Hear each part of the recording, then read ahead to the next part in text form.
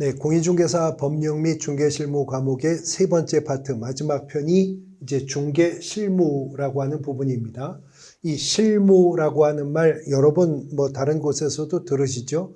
수사실무, 실무에 능하다. 이 실무라고 하는 뜻은 실제 업무라고 하는 뜻의 준말이죠. 중개실무라고 하는 것은 개업공인중개사가 중개의뢰인으로부터 중개의뢰를 받음으로부터 시작해서 중개행위의 목적인 거래 당사자 간의 거래계약 체결까지 거래 당사자 사이에 대해서 행하는 일체의 업무를 말한다. 다시 말해서 중개실무는 개업공인중개사가 중개의뢰를 접수받아 중개계약을 체결하는 것으로부터 출발해서 그 중개를 완성해 당사자가 거래계약을 체결하는 데까지 이뤄가는 시간의 흐름에 따르는 플로우의 과정, 하나의 흐름입니다. 그래서 중개실무의 그 과정을 보면 개업공인중개사가 중개의뢰를 접수받게 되면 여기서 이제 개업공인중개사와 의뢰인 간의 부동산 중개계약이 체결되는 거죠. 중개계약 체결로 중개실무의 과정은 출발하는 겁니다. 우리가 보수청구권 파트에서 봤는데 중개계약을 체결하게 되면 이미 중개보수청구권은 발생하여 존재한다고 했습니다. 그러나 정지조건부이기 때문에 조건의 성취인 거래계약 체결이 있어야 중개의 완성을 보게 되죠. 거기까지 나아가는 과정을 중개실무의 과정이라고 부르는데 개업공인중개사가 중개활동을 하는 궁극적인 목적은 중개보수청구권을 행사하기 위해서 복비받으려고 중개업하는 것이잖아요. 그렇기 때문에 개업공인중개사는 중개의뢰 접수받아 중개계약을 체결하면 일정한 활동 계획을 수립해야 할 것이라는 거죠. 그래야 불필요한 비용의 낭비라든가 동일한 시행착오의 반복을 예방할 수 있기 때문에 그렇습니다. 이제 업무활동계획, 중개활동계획을 수립하게 되면 의뢰받은 중개대상물에 대한 분석 작업을 합니다. 이른바 중개대상물 조사 확인이라고 하는 과정을 거치게 되고요. 물건에 대한 분석을 마쳤다면 이제 본격적인 영업활동, 판매활동을 하는 거죠.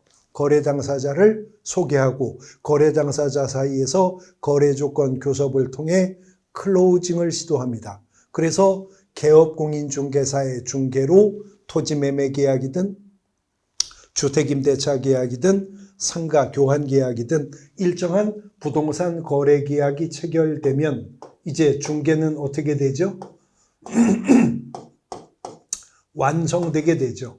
그래서 중개 의뢰를 접수받아 중개 계약을 체결함으로부터 출발해서 중개가 완성되어 당사자가 거래 계약을 체결할 때까지 나아가는 시간의 흐름에 따르는 이 일련의 과정을 중개실무의 과정이라고 부르게 된다 하는 겁니다. 근데 이제 시험 과목의 단원으로서 중개실무에서 출제가 되는 문제들을 보면요. 이런 중개실무의 과정에서 중개계약의 법적 성격이라든가 중개계약의 유형별 특징이라든가 중개대상물 조사 확인의 방법이라든가 확인한 내용을 가지고 중개완성 시 확인설명서 작성하는 방법, 이런 부분에서도 문제가 출제되고 있는데 최근에 중개실무 단원에서 출제가 되는 대부분의 문제가 중개완성인 거래계약 체결과 관련한 개별법적인 중개실무 부분에서 문제가 많이 출제되고 있는데요. 공인중개사법이 말하는 중개라고 하는 것은 법정 중개 대상물에 대해서 거래 당사자 간의 매매 교환 임대차 그 밖의 권리의 득실 변경을 알선하는 것이라고 우리가 공인중개사 법령에서 공부했습니다. 그 법정 중개 대상물이 토지, 건물, 임목, 공장재단, 광업재단이었었지만 현장 실무상 거의 대부분 중개하는 대상은 토지와 건물이지 임목, 공장재단, 광업재단 중개하는 경우는 현장 실무상 거의 희소합니다. 그 다음에 중개는 그러한 대상물에 대해서 거래 당사자 간의 매매, 교환, 임대차, 그 밖의 권리의 득실 변경을 알선하는 것이라고 했기 때문에 매매, 교환, 임대차 외에도요. 지상권, 지역권, 전세권, 저당권, 근저당권, 담보가등기, 환매권 등을 설정 이전하는 것도 알선할 수는 있습니다. 그러나 현장 실무상 거의 대부분의 중개행위는 토지건물 매매계약 중개 아니면 토지건물 임대차 계약 중개가 거의 대부분의 중개활동이죠. 그런데 문제는 매매계약도 임대차 계약도 우리 민법 채권편에 규정되어 있는 15가지 전형계약 중에 하나입니다. 그런데 문제는 건물 임대차 중에서 특히 주거용 건물 임대차나 상가 건물 임대차에서는 민법의 임대차 규정만 액면 그대로 적용을 하면 경제적 약자인 임차인들이 권리 침해받을 개연성이 너무 크다고 판단해서 민법의 임대차 규정에 우선하여 적용하여 임차인을 보호하기 위해서 만든 두 개의 법이 있죠. 주택임대차보호법과 상가건물임대차보호법, 우리가 약칭하여 주임법, 상임법이라고 부르는 것입니다. 이거 민사특별법으로서 1차 민법 시간에 공부하시는 내용이잖아요. 그런데 중개실무편에서도 주택임대차보호법, 상가건물임대차보호법 거의 빠짐없이 매년 문제가 출제가 됩니다. 그 다음 공인중개사법이 말하는 중개 완성이란 거래계약이 체결됨으로 중개가 완성이 되는 것인데, 부동산은 법률 행위로 인한 물권의 변동은 등기를 해야 효력이 발생하죠. 이때 실권리자 명의로 등기가 되도록 하기 위해서는 명의신탁을 금지해야 되겠다. 그래서 명의신탁 금지를 목적으로 입법한 법이 부동산 실권리자 명의등기에 관한 법률, 우리가 줄여서 부동산 실명법이라고 하죠. 이 부동산 실권리자 명의등기에 관한 법률도 민법 및 민사특별법 과목에서 공부하시는 내용인데요. 중개실무편에서 거의 매년 문제가 출제가 되고 있습니다. 그 다음 민사특별법 시간에 집합건물 소유 및 관리에 관한 법률 공부를 하시는데, 최근 한 3년 동안은 중개실무편에서도 이 집합건물법이 최근 신경향으로서 중개실무 쪽에서도 문제가 출제가 되고 있는 부분들입니다. 그 다음에 공시법 시간에 공부하시는 부분인데 중개실무편에서 출제가 되는 것으로서 부동산 등기 특별조치법, 우리가 줄여서 부특법이라고 하죠. 등기 신청 의무와 계약서 검인 제도를 가지고 있는 법이 부특법인데 중개실무편에서 또 자주 문제가 출제가 되고 있습니다. 그 다음에 민법에서 이제 지상권 공부하면서 분묘기지권이라고 하는 거 함께 공부하게 될 건데요. 그 분묘기지권의 무분별한 발생과 행사를 억제하기 위해서 이른바 장사 등에 관한 법률이라는 법이 시행되고 있는데, 이 장사법 내용도 중개실무편에서 문제가 출제가 되고 있어요. 그래서 이런 것들은 다른 과목에서도 그 주요 내용들을 공부하시지만 실무 쪽에서도 문제가 출제가 되는 부분이어서 우리 과목에서도 또 유의해서 살펴두셔야 될 부분들입니다. 그 다음 엄밀한 의미에서는 중개실무와는 관계가 없는 업무지만 중개실무편에서 매년 문제가 출제되는 것이 있는데, 공인중개사법 14조가요. 2항을 통해서 개업공인중개사는 민사집행법상의 경매, 국세징수법 등의 공매와 관련해 권리분석, 취득의 알선, 매수신청 또는 입찰신청을 대리할 수 있다라는 규정을 두고 있거든요. 그래서 민사집행법상의 경매 절차와 관련한 문제가 고정적으로 한 문제 정도 중개실무편에서 출제가 되고 있고요. 공인중개사법 14조 2항이 개업공인중개사에게 이러한 경매, 공매 관련 업무를 허용하면서 이어지는 14조 3항이 조건을 제시한 게 있죠. 경공매 관련 업무 할 수 있는데 단 민사집행법상의 법원, 부동산, 경매, 대리 행위를 하려면 대법원 규칙이 정하는 요건을 갖추어서 법원에 등록을 하고 감독을 받아야 할 수 있다. 그래서 공인중개사의 매수 신청 대리인 등록에 관한 대법원 규칙이 마련되어 있고 이 대법원 규칙상의 등록의 절차, 등록한 개업공인중개사가 경매 대리 행위를 행함에 있어서 준수할 의무와 책임 등과 관련해 한 문제가 고정적으로 출제가 됩니다. 그래서 중개실무편은 법정 중개실무의 과정에서뿐만이 아니라 개별법적인 실무의 내용들도 이제 유의해서 학습해 두셔야 될 것이다 라고 하는 것입니다. 어쨌거나 중개실무의 과정은 중개 의뢰를 접수받아 어떤 의뢰인과 중개계약을 체결함으로써 중개실무의 과정이 출발하게 된다는 것인데 그 부동산 중개계약이라고 하는 것은 어떤 개업공인중개사와 의뢰인 간에 체결되는 계약이죠. 그 계약의 내용은 개업공인중개사의 중개로 인해 당사자가 자기가 목적한 부동산 거래 계약을 체결하게 되면 그 대가로 의뢰인이 개업공인중개사에게 일정한 보수를 지불하기로 하는 계약이 바로 중개계약입니다.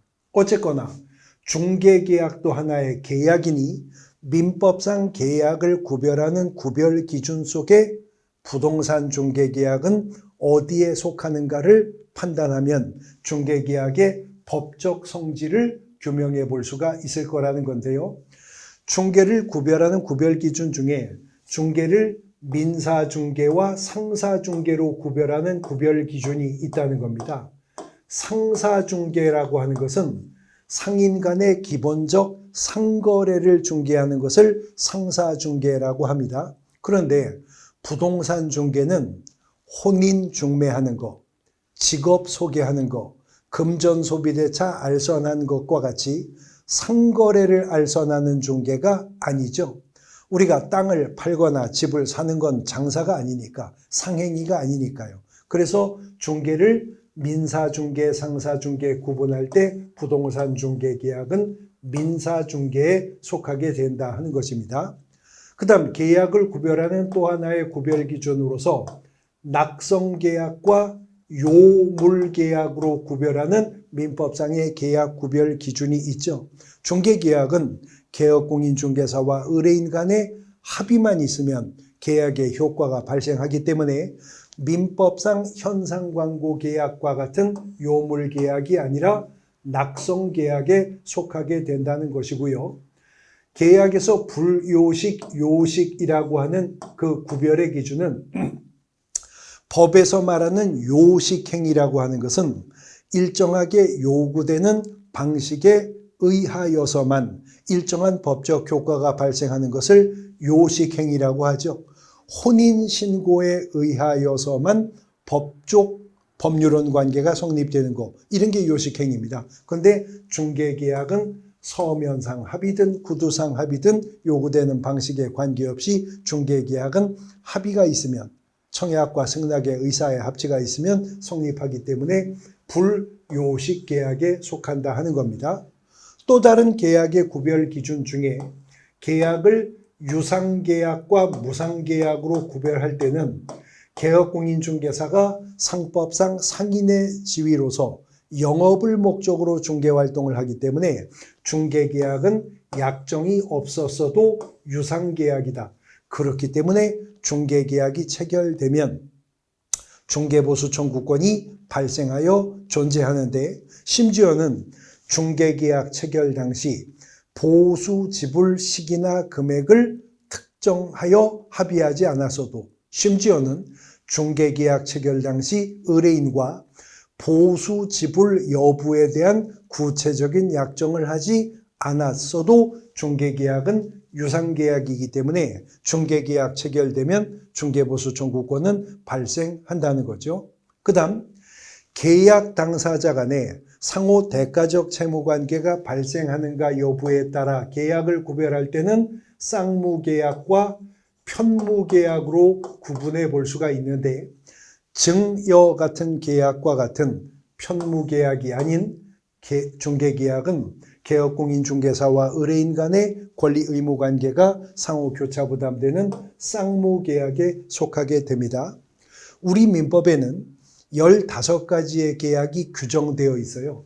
그 민법이 규정하고 있는 15가지 계약을 전형계약이라고 하는데, 중개계약은 우리 민법 채권편에 규정된 15가지 계약에 속해 있지 않기 때문에 비전형계약이나 민법상 전형계약 중에서는 위임계약과 유사한 형태를 가지고 있는 비전형계약에 속하게 된다는 거죠. 또 중개계약이 체결되면 중개 완성 때까지 계약의 효과가 지속되는 계속적 계약이고 임의계약이며, 부동산 중개계약은 민법상 위임과 유사할 뿐만 아니라 고용계약적 성격도 있고요.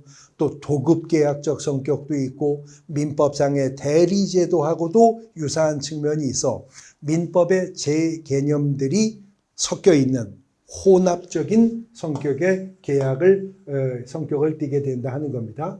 중개계약이 가지고 있는 법적 성질을 아주 간단하게 정리해 보신 거고요.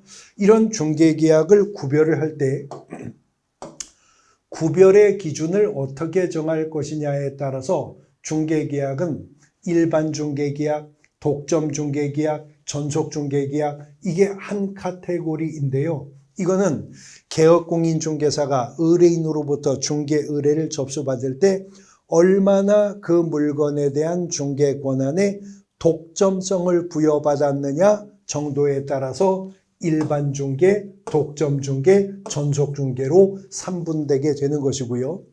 별개의 구별 기준으로 한 건의 중개 완성에 개입한 개업공인중개사가 단수냐 복수냐에 따라 공동중개계약, 이거는 단독중개라고 하는 개념과 대응하는 개념입니다. 그 다음 중개 완성의 대가로 의뢰인에게 중개보수를 받을 건데, 중개보수를 확정하는 방법에 따라 중개계약을 구별할 때 정가 혹은 정률중개라고 하는 개념에 대응하는 개념으로 순가중개계약이라고 하는 중개계약의 유형을 추출해 볼 수 있다라고 하는 것입니다. 중개계약의 종류를 구별하는 기준에 따라 이런 다른 중개계약의 유형들을 나누어 볼 수가 있다라고 하는 거죠.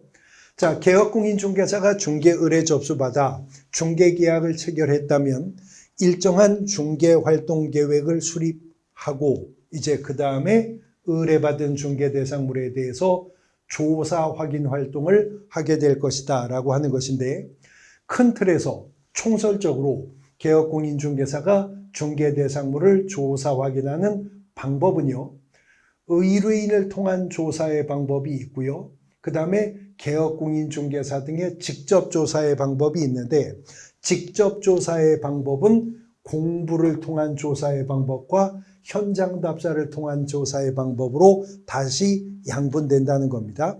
가장 먼저 의뢰인을 통한 조사 확인이라고 하는 것은 공인중개사법 25조 2항에 근거하는 거죠. 개업공인중개사가 매수, 임차, 그 밖의 권리를 취득하고자 하는 의뢰인에게 성실 정확하게 확인 설명할 의무가 있는데, 그런 확인 설명을 위해서 필요한 경우에 매도, 임대 의뢰인 등에게 중개대상물의 상태에 관한 자료를 요구할 수 있다라고 하는 규정이 있었습니다. 그 자료 요구에 의해서 기초자료를 확보하는 방법이 의뢰인을 통한 조사 확인의 방법입니다. 그리고 이제 개업공인중개사 등의 직접 조사의 방법은 먼저 공부, 여기서 말하는 공부는 공적 장부를 의미합니다. 그래서 토지대장, 임야대장 또는 지적도, 임야도, 경계점자표 등록부, 공유지, 연명부, 대지권 등록부 등과 같은 지적 공부들 또는 건축물 대장 같은 공부들 있겠죠. 그 외에도 토지용계획 확인서라든가 등기사항 증명서라든가 부동산 종합 증명서라든가 이런 여러 가지 공부 등을 통한 조사의 방법이 공부를 통한 조사의 방법입니다. 그런데 이런 공부상의 조사 확인 단계에서 물건이 동일하다면 관련 공적 장부의 해당 사항들이 일치해야 하는 것이 원칙인데 불일치가 발생하는 경우에 우선순위의 문제가 있을 수 있다는 거죠. 이런 경우에는 표시사항에 대해서는 면적이라든가 지목이라든가 건물의 종류라든가 표시사항에 대해서는 토지대장, 임야대장 혹은 건축물대장, 대장을 중심으로 조사해야 됩니다. 그런데 권리관계와 관련해 예를 들어 어느 한 필지가 토지 대장에는 소유자가 A로 되어 있는데 등기사항 증명서 갑고에는 B로 되어 있더라. 이런 불일치가 발생한다면 권리관계의 불일치에 관한 문제는 등기사항 증명서를 중심으로 조사 확인을 해야 됩니다. 불일치가 발생하는 경우에 우선순위는 권리관계는 등기사항 증명서를 중심으로 표시사항은 대장을 중심으로 조사 분석을 하는 거죠. 그리고 이제 마지막 단계로 현장답사, 부동산학개론에서 말하는 임장활동으로 조사 확인이 마무리 단계에 달하게 되는 것인데요. 현장답사를 통해서 확인해야 될 내용은 또 세부적으로 두 가지가 있습니다. 첫 번째는요, 공부상의 조사를 마친 후에 현장답사를 하는데 공부상 조사한 내용이 실제와 일치하고 있는가, 이거는 현장 확인을 통해서 확인해야 되겠죠. 토지 대장상의 지목과 현황 지목, 토지의 실제 이용 상태가 일치하고 있는지 현장 답사해야 되겠죠. 건축물 대장상의 건축법 시행령의 용도 분류 기준에 따라 등재된 그 건물의 용도와 지금 그 건물이 쓰이고 있는 실제 용도가 일치하고 있는가, 이거 개업공인중개사가 현장 확인을 통해서 확인해야 되겠죠. 두 번째 현장 확인을 해야 되는 이유는 공부상 조사 확인으로는 조사가 불가능함에도 불구하고 개업공인중개사가 의뢰인에게 설명해야 될 사항은 공적 장부, 자료조사로는 알 수가 없었으니 현장 확인을 통해서 확인해야 될 겁니다. 건물의 건축 방향이라든가 토지의 지세에 관한 문제라든가 권리관계 중에서 법정 지상권, 분묘 기지권, 유치권, 등기되지 않은 부동산 임차권, 이런 것들은 공부상의 조사로 알 수가 없는 부분이니까 현장 확인을 통해서 조사 확인을 하여야 할 겁니다. 자, 이런 총설적인 방법을 통해 개업공인중개사가 중개대상물에 대해서 조사 확인을 하게 되는데 중개실무 과정에서 개업공인중개사가 중개대상물의 조사 확인 단계를 거쳐야 되는 여러 가지 이유가 있겠습니다만 가장 직접적이고 법적 근거가 되는 이유는 확인 설명 의무가 있기 때문에 개업공인중개사는 조사 확인을 하는 것입니다. 그런데 공인중개사법은 어떻게 확인 설명해야 되는지만 규정했을 뿐만이 아니라 공인중개사법 시행령 21조 1항 각호를 통해서 무엇을 확인 설명해야 되는지도 9가지나 정한 게 있었죠. 중개대상물의 기본적 사항으로부터 시작해서 취득 관련 조세의 종류와 세율까지 9가지 사항이 있었습니다. 그 첫 번째 조사 확인해야 될 사항이 중개대상물의 기본적 사항이라고 하는 것입니다.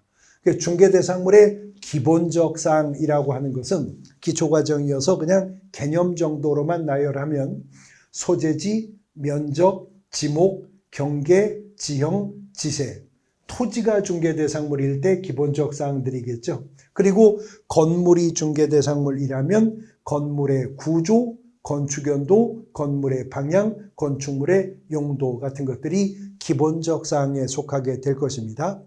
간단하게 기본적 조사 방법만 기초과정에서 짚어보면 소재지를 조사 확인하기 위해서는 소재지라는 말 자체가 소재 플러스 지번의 합성어인 거죠. 그러니까 토지 대장, 임야 대장을 통해서 공시법 시간에 말하는 공간정보 구축 및 관리에 관한 법률의 지번 부여 지역이라고 하는 게 있죠. 서울특별시, 강남구, 대치동 이런 지번 부여 지역 단위까지 좁힌 상태에서는 지적도, 임야도, 도면을 통해서 지번, 필지별 지번까지 조사를 해야 될 것입니다. 그 다음 면적을 조사 확인하기 위해서는 표시사항이니까 대장이 중심이 되어야 하겠죠. 토지대장, 임야대장, 건축물대장, 대장을 통해 면적을 조사 확인하게 될 것입니다. 공시법 시간에 공부하시게 될 것인데 지목이라고 하는 것은 토지 관리의 효율화를 목적으로 토지가 필지별로 쓰이고 있는 용도 중에 가장 주된 용도를 기준으로 한 필지마다 28가지로 구분되어 있는 명칭 중 하나씩이 부여되죠. 일필일목의 원칙이라고 해서 필지마다 하나의 지목이 부여가 되는데 그 지목은 토지 대장을 중심으로 조사 확인할 수가 있습니다. 그 다음 경계, 소유권의 범위를 정하는 선인데 경계점 좌표 등록부상의 좌표의 연결이나 지적도나 임야도상의 선을 기준으로 해서 경계에 대해서 조사 확인을 할 수가 있겠죠.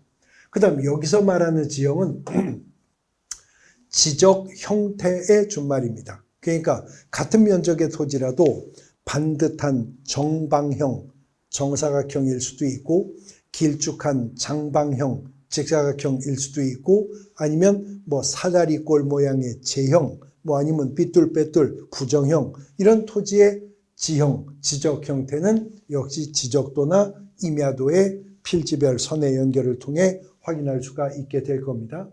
그런데 문제는 토지의 지세, 얼마나 토지가 굴곡이 있고 경사가 있느냐 하는 문제인데 이거는 지적 공부로 알 수가 없다는 거죠. 급경사지인 토지도 지적도상으로는 평면으로 보이는 겁니다. 공부상 확인할 수 없는 건 어떻게 한다고요? 현장 답사한다고. 그래서 임장 활동을 통해서 확인해야 될 사항입니다. 그 다음에 소재지 면적 외에 건물이 중개대상물일 때 기본적 사항으로서 건물의 구조인데 이것은 지붕과 외벽을 중심으로 하는 건물의 주구조고 건축물 대장을 통해서 확인할 수 있는 사항이죠. 건물의 건축 연도도 역시 건축물 대장을 통해서 확인할 수 있습니다.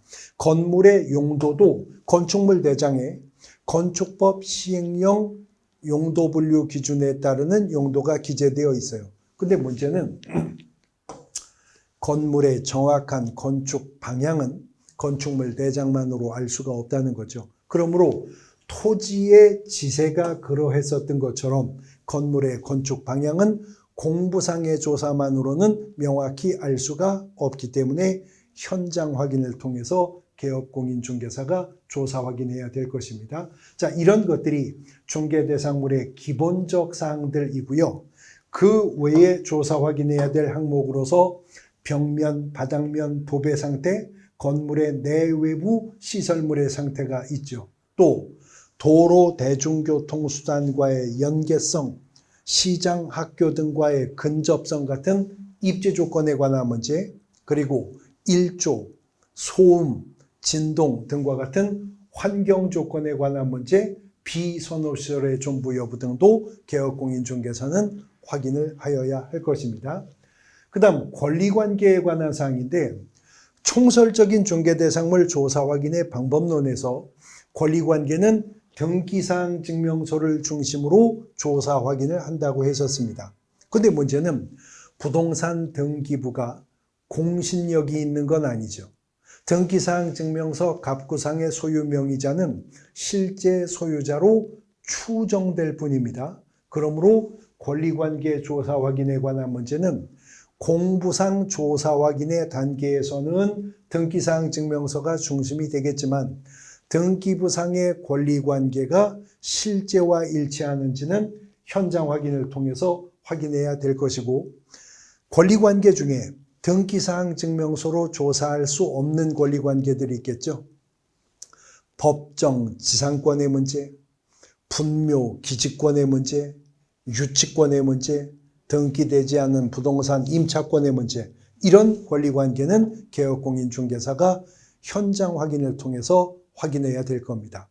그런데 개업공인중개사가 현장 확인을 통해서 확인해야 할 권리관계 중에 임야가 중개대상물일 때 가장 큰 문제에 봉착하는 것이 바로 분묘 문제입니다. 왜냐하면 분묘에는 분묘기지권이라고 하는 지상권에 유사한 특수한 형태의 물권이 존재하기 때문에 그런데요. 개념을 보시면 분묘기지권이란 타인 토지에 분묘를 설치한 자가 그 분묘를 수호하고 봉제사하기 위해서 타인 소유 토지를 사용하는 것을 내용으로 하는 지상권에 유사한 물권입니다. 판례가 인정하는 권리이고 등기 능력 없는 권리입니다.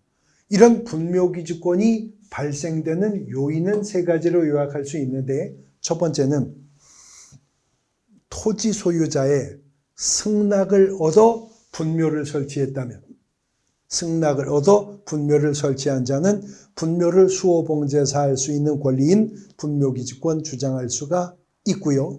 그 다음에는 타인 소유 토지에 토지 소유자의 승낙 없이 분묘를 설치했다 하더라도 장사법 시행 이전에 설치된 분묘는 평온 공연하게 20년간 수호 봉제사함으로 인해 분묘기지권이 시효 취득되기도 한다는 겁니다. 그 다음 자기 소유의 분묘를 설치했었던 자가 자기 소유 토지상에 설치한 분묘의 이장과 관련한 특별한 약정 없이 토지 소유권을 양도하게 되면 소유권이 이전된 이후에도 전 소유자는 분묘를 수호 봉제사할 수 있는 권리, 분묘기지권을 주장할 수가 있게 될 거라는 거죠.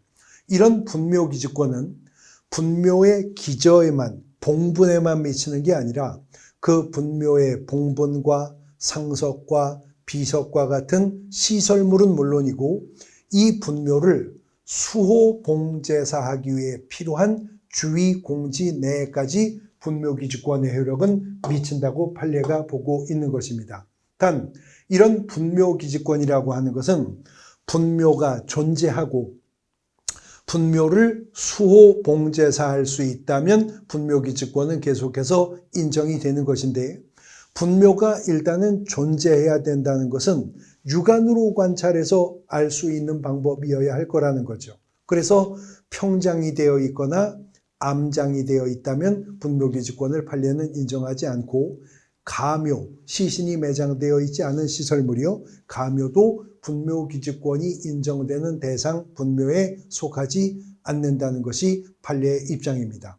문제는 이런 분묘기지권은 조상 숭배 문화, 특별히 매장 문화가 발달되어 있는 우리나라에서 그 문화적 관습에 의해 인정되고 있는 권리인데, 분묘가 무분별하게 확장되어 가는 것이 전 국토를 효율적으로 관리해야 할 이상에 배치되는 문제가 생기더라는 거죠. 그래서 분묘기지권의 무분별한 발생과 행사를 억제하기 위해서 입법을 한 법이 장사 등에 관한 법률인데요. 장사 등에 관한 법률은 묘지를 국가가 관리하는 묘지, 공설묘지, 사설묘지로 3분을 합니다. 그리고 아예 장사법은 출발할 때 국가가 관리하는 묘지는 이 법 적용을 배제한다고 출발합니다. 그러니까 대전 현충원이나 동작동 국립묘지 같은 것은 장사 등에 관한 법률의 적용 대상인 묘지가 아니라는 거죠. 결국 시도나 시군구가 설치 관리하는 공설묘지와 사인이 설치 관리하는 사설묘지가 장사 등에 관한 법률의 적용 대상이 될 것인데, 다시 사설묘지는 그 형태에 따라 4가지로 구분이 된다는 거죠. 그래서 개인묘지는 어느 한 기의 분묘 또는 해당 분묘에 매장된 자와 배우자 관계였었던 자가 매장될 구역 안에 설치하는 묘지, 즉 한 기의 분묘에 생전에 배우자였었던 자들이 합장될 수 있죠. 합장이 되어도 어느 한 기의 분묘가 독립적으로 설치되면 이거는 개인묘지인데, 개인묘지는 1기당 면적이 30제곱미터를 초과하면 안 됩니다. 근데 개인묘지는 어느 한 기가 전체 면적이니까 전체 면적도 30제곱미터 이하로 조성하도록 하고 있고요.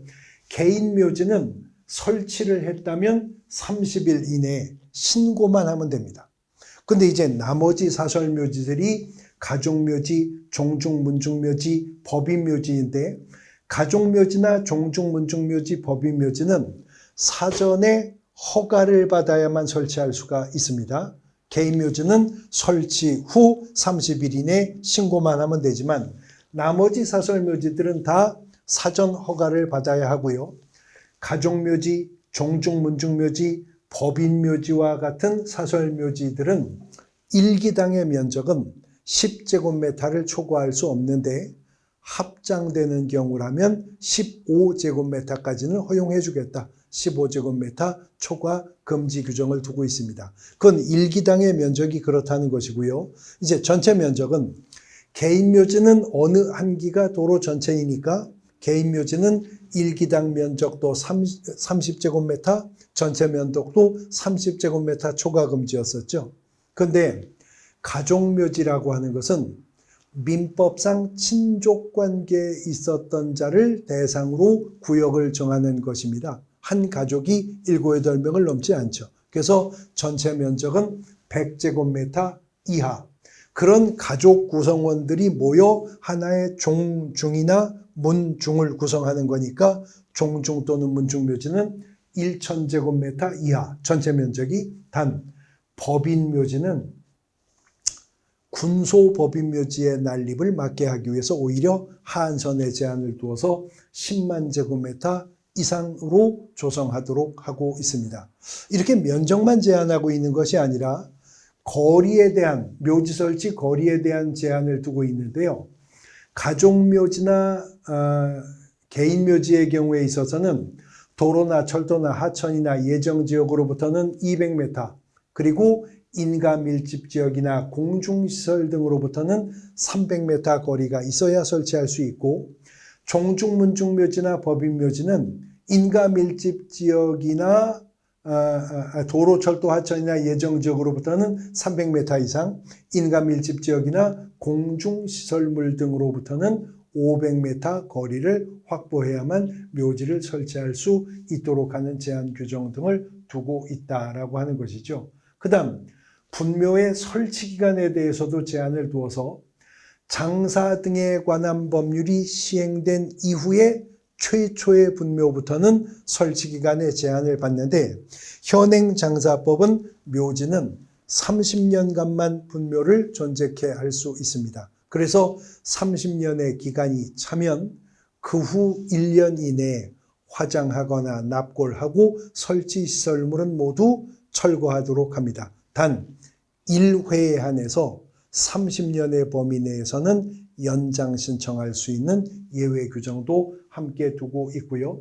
설치기간이 끝나게 되었다면 1년 이내에 해당 분묘에 설치된 시설물은 철거하고 매장된 유골을 화장하거나 봉안 처리하도록 하고 있습니다.